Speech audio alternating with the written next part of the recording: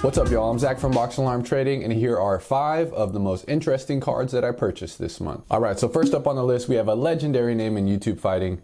If you're probably from the age of like 25 to 35, you were probably on YouTube when this guy first came around. I'm talking about the one and only Kimbo Slice, and this is a 2010 round 4 tops, and this is Kimbo's rookie. And Kimbo was just a super cool figure when he first came out. I'm sure some of y'all have seen that video, the first video that they released on YouTube of him fighting Big D, whoever that is.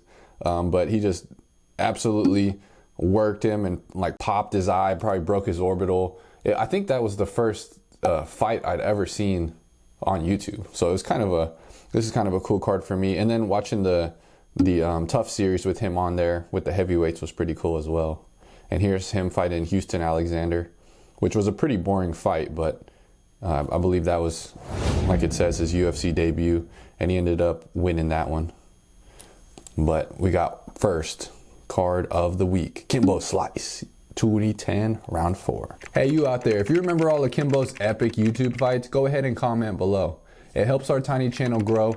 And if you're new here, please subscribe for future videos just like this. All right, up next, a legendary fighter in the UFC, a Hall of Famer. He has the record for most knockouts in the light heavyweight division, the one and only Chuck the Iceman Liddell. And this is from the 2009 tops. This is a round 2, so this is not his debut rookie card, but this is from his rookie year. And this is just a way better looking card than his debut, in my opinion.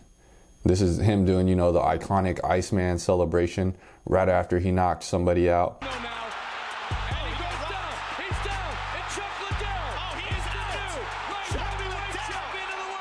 But this is just a really cool card. 2009, the first year tops ever released UFC cards. So I'm really trying to find all of these Hall of Famers and all of these older GOATs from this 2009 series.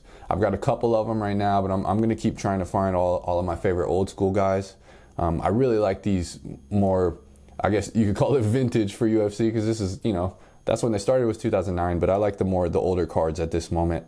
They just have a little bit more integrity, and I honestly think for how cheap they are, I think the value is going to be there in the future for more, you know, of a collector investment side. But I think this is really sweet. Quick shout out to Damien from UFC Card Talk right up here. He does a monthly challenge where you try and find the coolest card you can for $15 or less. And this Chuck was my entry for last year. If you guys aren't following him on Instagram, go ahead and follow him on Gram and be sure to try and participate in that challenge. It's really fun.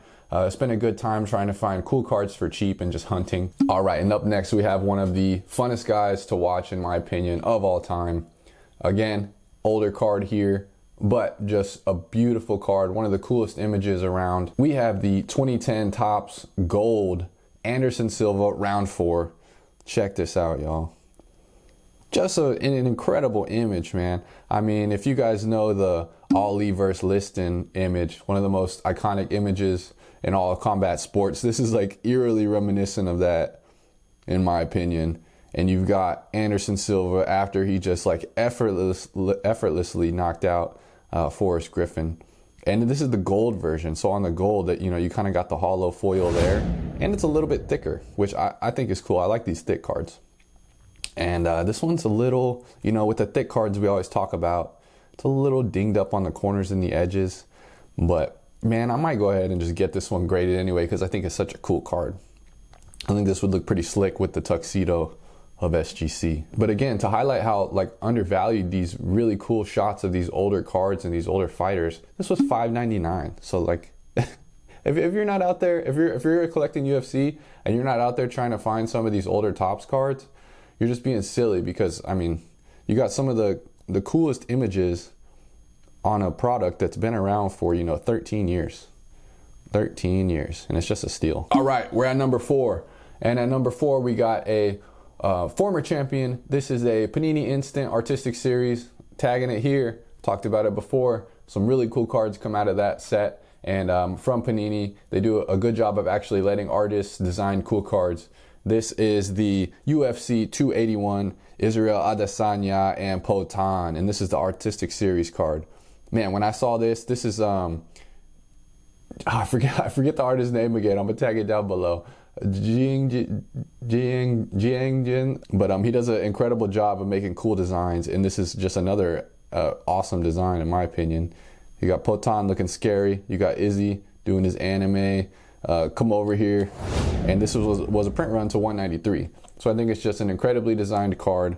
This was a really cool event as well, and I love the colors. I love the style. You got some stippling here, and if you're looking close on Izzy, and he does a good job of like creating dimension with his designs, I think.